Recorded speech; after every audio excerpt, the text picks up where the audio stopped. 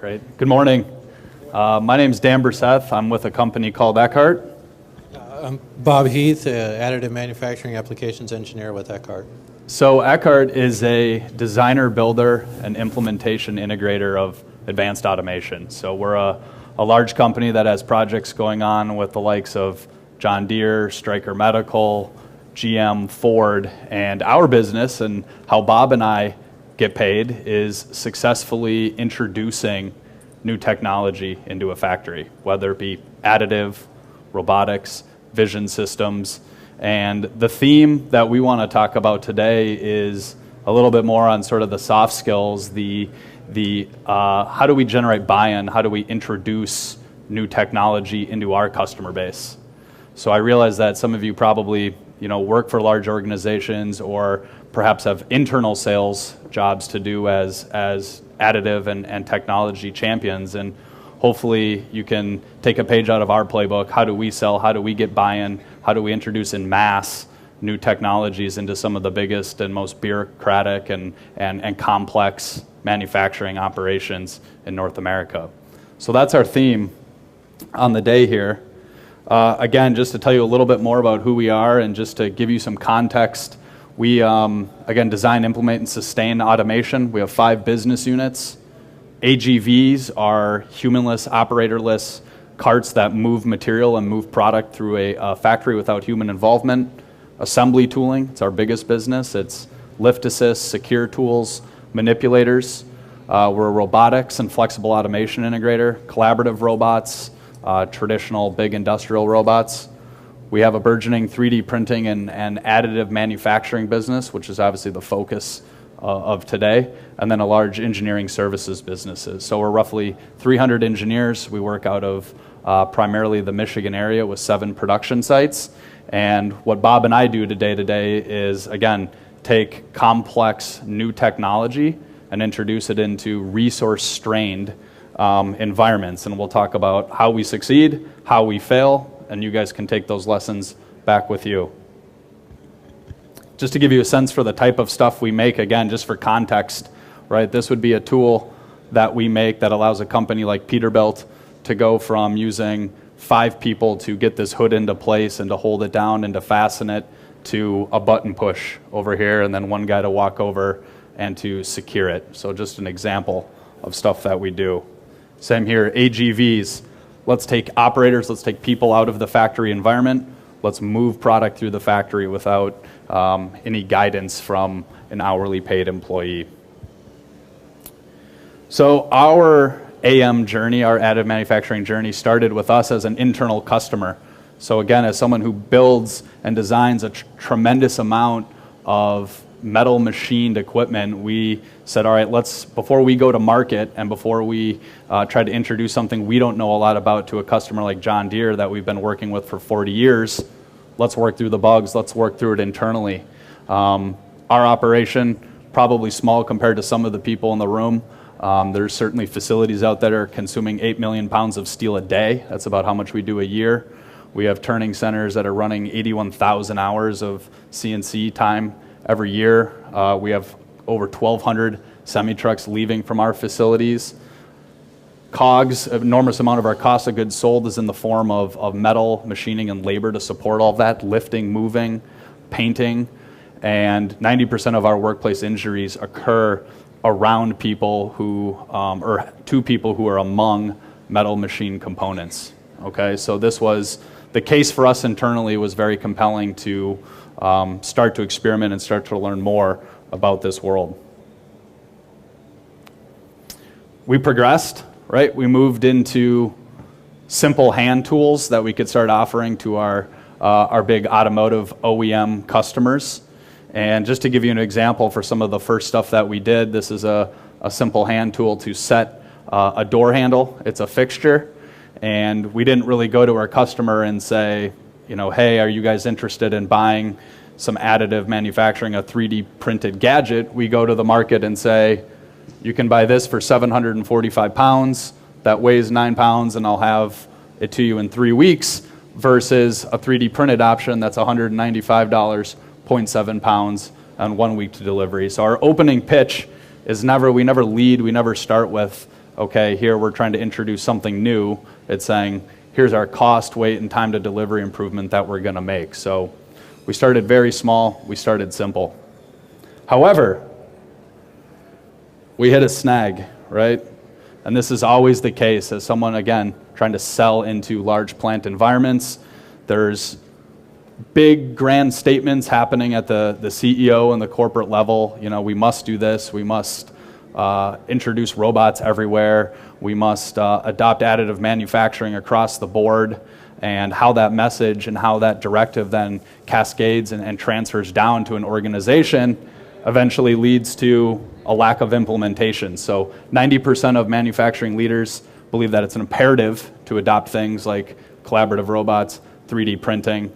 And then among those same manufacturing companies, only 4% have said that they've made marginal adoption, right? So a huge gap. And that's what we're trying to talk about. That's the main focus and what we work through, Bob and I, every day. So what explains this adoption gap and how will it close? So hypothesis one, I'm sure some of you in the room live and breathe this dream every day, the glorious world of production line manufacturing. It's very, very difficult to do. To build 5,500 Model 3s every week is an enormously difficult task. I don't know if you've seen some of the headline recently about the difficulties at Tesla. And Tesla receives a disproportionate amount of media attention, but meeting weekly production volumes and targets is incredibly daunting for any manufacturer. Okay, so there's I'm looking out 12 inches at a time. I'm looking out till the end of this week. I can't be bothered. I can't possibly look to the future to understand what does my production operation look like 6 months from now, 1 year from now, 3 years from now. No appetite. We see this across the board. Every customer, even the most well-resourced manufacturing customers in the U.S., everyone's being tasked with producing more with a lot less. Number two reason that enterprise customers are slow to adopt new technology is just a sheer lack of skilled labor, right? Labor in the plant, industrial electricians, millwrights, controls engineers. Right now in Detroit, I just saw a stat the other day that there's 10,000 open positions for industrial electricians in Detroit, Michigan alone. And those will not be filled. There's not 10,000 industrial electricians waiting in wait. There's a structural shortage.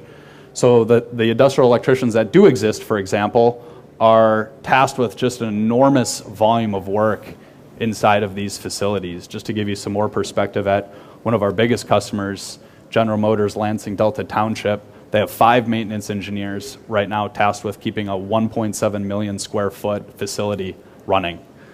And that includes sourcing a lot of work to outside suppliers and contractors. So the strain is high. So our challenge again, what is our message? How do we go to market? How do we get people to try something new? Number three, and I touched on this, the classic problem of the disconnect between the offsite corporate leadership directives. I don't know if anyone saw the news last night from Ford. Ford's exiting the car business. I think they're going to retain the Mustang, perhaps just the Mustang. And he's been outlining this 6-point turnaround plan for some time, and one of the directives is adopt 3D printing. And there's perhaps more internal messaging, but that's the extent of the external messaging. So, for example, Jim's message might cascade down to his COO, who interprets it, plays a game of telephone, passes it on to Director of North American Operations, and then we make this really critical jump from regional corporate hierarchy in the manufacturing organization down to the plant level, right? Even here, you're starting to hit lots of resistance and reluctance to adopt the CEO message, the CEO directive, and the imperative. And then as you get farther away, this is where your adoption falls off, okay? So this is obviously articulating what all of us know very well within any type of organization, but understanding this and using this framework, which I'll speak to in a minute, of how do we and who do we approach and what is the message that we approach with is fairly critical. So what tactics have we had success with in order to get sales over the finish line? Again, how we get paid.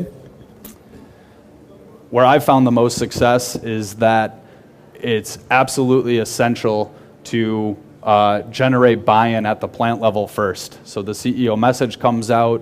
I think a lot of people spend a lot of time going after meetings, chasing, getting in front of the most senior person they possibly can. And there's a tremendous amount of value to that. If you can get in front of Jim Hackett, absolutely take the opportunity. But our sweet spot across all of the different things that we try to sell is what we call the functional managers. So these would be titles inside of an organization such as the maintenance manager, first shift manager, controls engineer, first line manager, tool crib manager. These people are special because they really understand what's happening at the front line in a very deep, tactical, and practical way. They're going to be your guideposts and steer you towards something that actually makes sense versus something that someone up here thinks makes sense.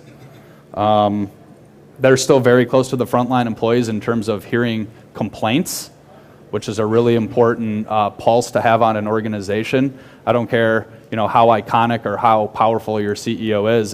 If the directive does not, if it turns out to be a total pain for your frontline employees to use a tool or an initiative, it'll mysteriously end up broken or lost, or it won't fly at the plant. I don't care how powerful or how much conviction the message is communicated.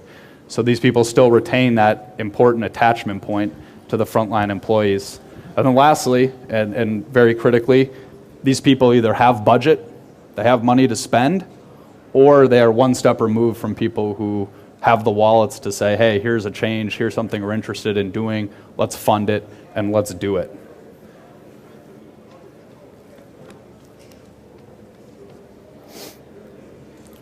So now we found these functional managers that we think are important for any type of adoption inside of a complex, bureaucratic manufacturing organization. Like, what does the sale look like from there, and where have we had the most success? The biggest error that we see is that anytime you try to send in a new face with a new idea. So we see companies, they'll hire someone brand new to spearhead a new initiative like AM, and then they'll try to send that into a plant where the company's had an existing relationship for 40 plus years and hope that it works out. So what we've tried to do is we've tried to train our people who have the existing relationships, bring them up to speed on a new product, bring them up to speed on a new technology, use that existing connective tissue, and remove the new faces barrier, right? New ideas, old faces, generally received very well. So that's probably most important. Number two, relationships matter. Again, it's very hard to be an outside company. We're an integrator. We've partnered with Stratasys in order to help them introduce technology into our customer base. Again, sometimes we have better relationships with our customers than they might have with their sister plant down the road. So trying to find your insiders, where do relationships exist, is going to be your smoothest pathway. Lastly, we package into existing needs and bigger solutions. So step one is not a standalone hand tool like this. It's looking at an enormous tool like this, perhaps not even telling the customer, maybe at the operator interface level or the product interface level. We try to do that entirely out of AM. We more or less get it introduced into the plant, and we say, oh, by the way, did you know that instead of opting for traditional machine components here, we took an entirely new approach? Perhaps we tell them that 3 to 6 months after the fact before they can raise their hand and be upset that we did something a little bit different. So we in a sense, it's probably not the right word, but try to Trojan horse the new technology into a facility, and we do this with all sorts of different components, different types of pneumatic components, PLC components. We follow specs where we need to, but this soft introduction then paves the way for smaller hand tools, standalone items, right? No one wants a standalone item as the first thing.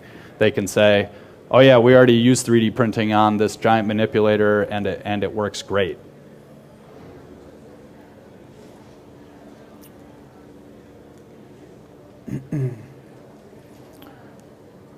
So I want to turn it now over to Bob real quick, just to again show you what it means to identify the factory floor points, connect with those people at the bottom of the hierarchy and let them be your advocate and sort of build momentum around AM from the ground up. So Bob designs and builds the true solutions that really help us in a major way here. So let's turn it over to Bob.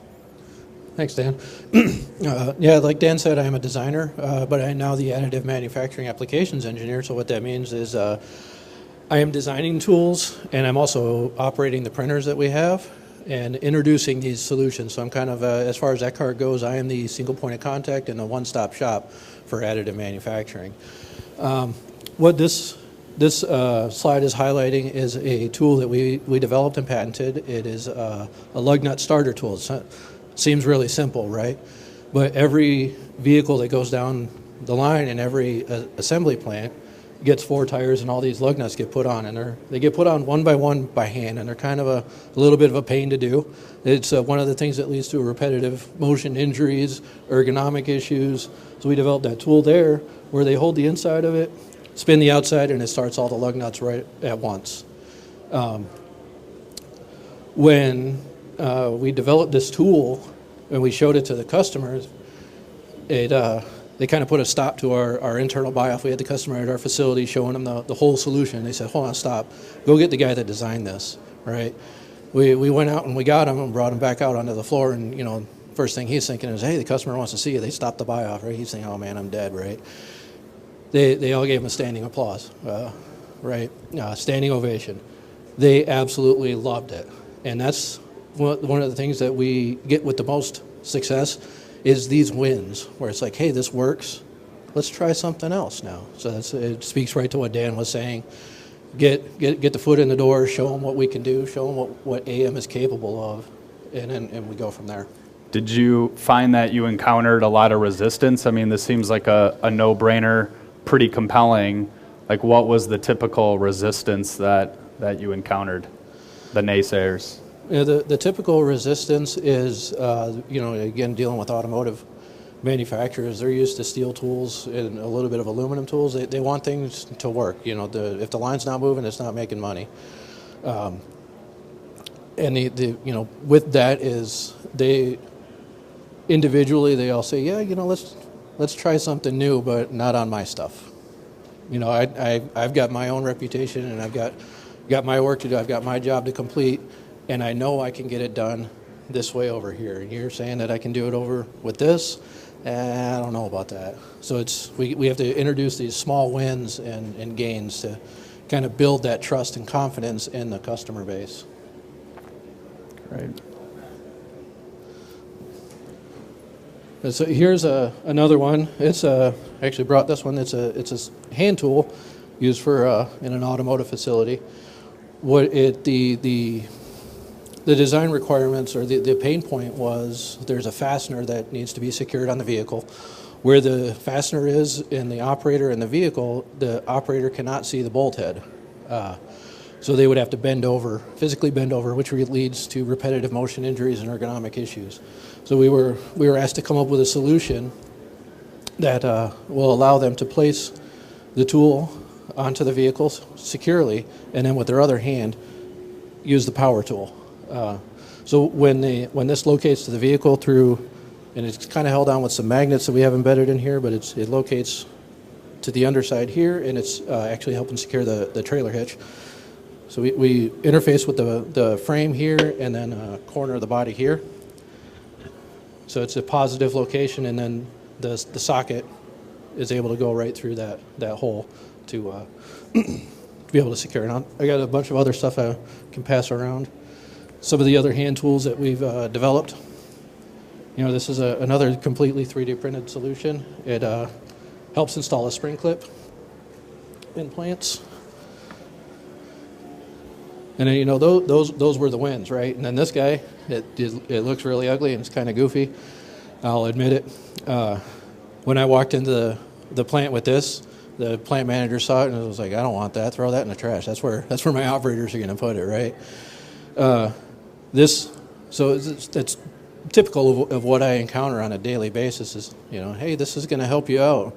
It's going to reduce your ergonomic injuries and lost man hours. What this was supposed to do is help install a component where they would rest it on this tabletop surface here, and then make electrical connections and then secure it. Company wound up engineering their way out of it so that they didn't need this, but it really does highlight the problem of, hey, I don't want that. Just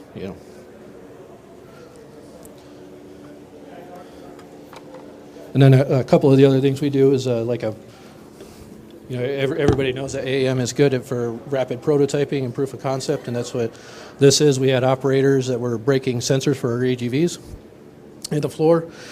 So we said, hey, we can come up with a guard to protect it, and this is what it will look like. And the other guy I got in my hand here was for a test fit for a robot end effector to make sure that it would fit. And, we don't want to machine this or anything like that until we knew it was going to work. So I would just add, it may seem like a weird product line to be focusing on as a company that is trying to sell $5 to $10 million robotic systems to sort of step backwards and sell like what seems like a plastic trinket to the people on the floor there. But we firmly believe that this will fundamentally change our business, how we build tools, how we assemble washing machines, how we assemble heavy-duty trucks. And these are the building blocks, right? To generate the buy-in at the lowest level and learn there. We think that the bottom-up approach is working a lot better than a top-down. And here's something else that Bob leads that's pretty compelling. Yeah, so we've done workshops with plants where we get the CEOs and the high-level directors, the ones that are making these press releases, say, hey, we're going to use additive manufacturing, we're going to do Industry 4.0, and then we also bring in the plant personnel, the line operators, the team leaders, the maintenance supervisors, the guys in the plant living and breathing the manufacturing environment every day. We get them together in a conference room and we present what additive manufacturing can do. We've partnered with Stratasys to help facilitate some of these meetings. So it's a joint effort between Eckhart and Stratasys when it comes to additive manufacturing and selling it to these plants. So then, brief introduction on what additive manufacturing is, what it can do, how we think it can help you, and then we'll break out into smaller groups and go walk the lines. Look at the operations, see what the operators are doing, how exactly is this assembly operation going? Because I can tell you about it all day long, but it's a completely different thing to see it. So then, we'll do that, mix up the groups a little bit, and then we'll come back and just spitball the ideas where it's, hey, I saw this and it wrote it down on a sticky note while I was out on the line, and that's an idea. And at this point, no idea is a bad idea. If it could be used or possibly be used, we'll take it, and then afterwards we'll kind of sift through the ideas and say, well, this, I don't know about this because of these other reasons, but this is really close to this. And that's why no idea is a bad idea, because while we may not use this idea, it can prompt us to do another idea. So it's a very large brainstorming session at its core, and it also helps us do a root cause analysis of what's going on in the plant and how AM can help. And so here we have a group from the Lansing Delta Township, which is a GM facility in Lansing, Michigan. They assembled the Chevy Traverse. And, we have, here's a director of additive manufacturing from General Motors. There's Scott Crump was there. He's co-founder of Stratasys. Our CEO was there, but we also have, these guys here are the line guys, the team leaders. And we also had other people from other GM plants in there. But then, intermixed in there is the guys from the tech center, and there's also some more Stratasys guys in there. But one of the two big things that came out of it was installing the badge tool. So that the vehicle says Traverse, it's got to get on there somehow. And it's every badge tool out there was either above ergonomic limits or right at ergonomic limits, and so paperwork had to be done to be able to use it. And then the other one was the jigs and fixtures, where we can make these simple check fixtures so that QA can then go out on the line and say, hey, yeah, this is good, or maybe it looks a little bit bad. Let's check it before any issues arise, or we can start to plan, because the fixing of that vehicle won't happen until after it's all assembled. And I would add, just more important, this is a large number of people to have in a room to produce this and this. The more intangible benefit and the more meaningful benefit is now you have this many internal champions within GM, an organization of, I think, 35,000 people, and you've got people represented here from the plant, the GM Warren Tech Center, downtown Detroit corporate, and that connective tissue and that buy-in and that common understanding of value is starting to take hold. So again, big win, not what we're excited about. What we're excited about is the message getting out there and the start of something.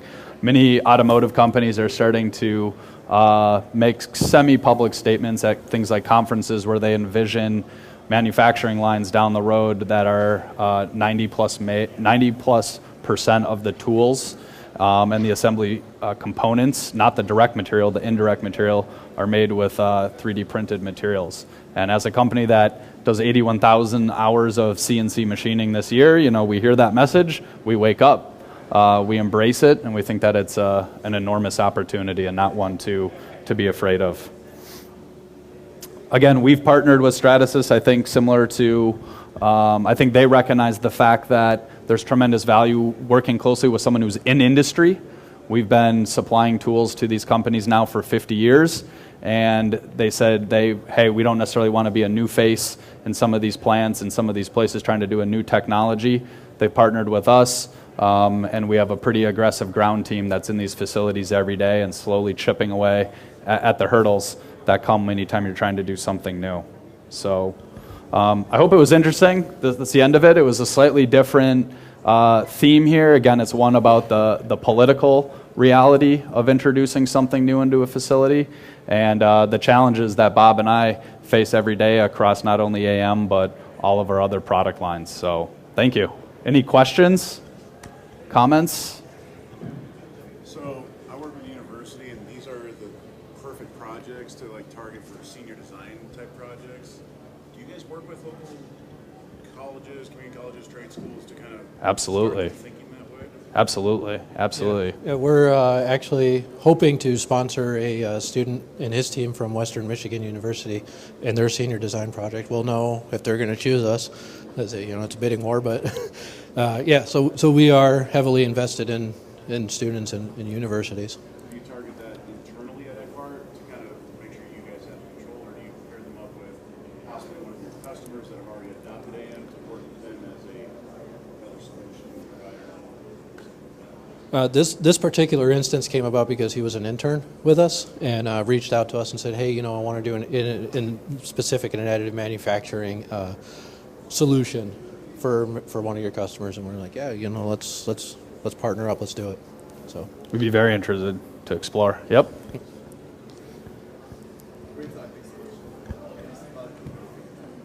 Fantastic job explaining the hurdles you need to get over to start introducing these technologies into the factory floor. I'm curious about the economics.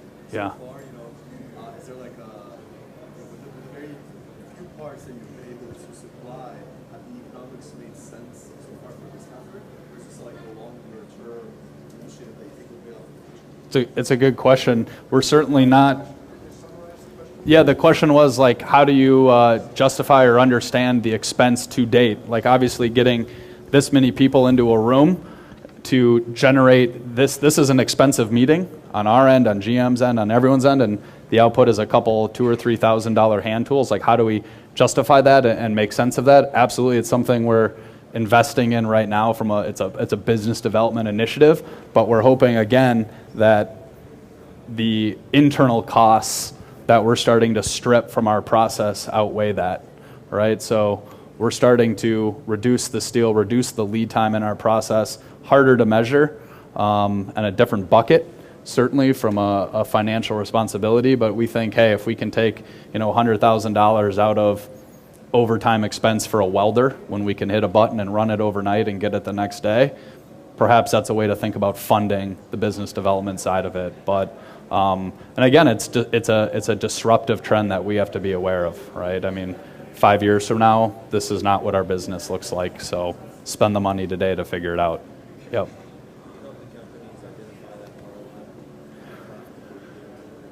We do. Yeah, we have some nice ROI templates, and it's often a discussion on how do we think about this? Like, how do you guys think about the likelihood of a crush injury? What does it mean to have someone use a hand tool like this, that they accidentally get their finger under this cap when they put it down? That'll happen 37 times at this plant. Your average recordable is going to cost your facility $110,000 when it's all said and done. Are you willing to sort of part with some of that expense into this ROI analysis? So it's a little fuzzy at times, but the goal here again is direct line. There's kind of this fuzzy ergo consideration and safety consideration, and then it can also be difficult to put an ROI or a premium on the time to delivery. But something that customers are increasingly asking for. I mean, whereas historically for a big robot project, for example, we might be getting 26 weeks lead time. Now we're down to like 8 or 9 weeks. Customers saying, I need a quote. We're installing on the 4th of July shutdown. Can you do it or not? You know, so we don't have nearly the time that we used to. 1st of July, yeah. So can you come into the whole shop and just evaluate it from a lean perspective and just processes in general and how to make it faster from point A to point Z? Oh yeah, yep. This again, the topic here today is probably 1% of what we do. You know, our primary business is end-to-end turnkey automation. Right now, we're working on a large project with Stryker Medical in Portage, Michigan, to take pretty much all of the direct labor out of the production of their new emergency room mattress. They're got to make $220,000 a year. Brought us in over the course of the year. We went from 13 people and got it down to 2 people and doubled the output on the line. So that's our forte, and this is a pathway to that.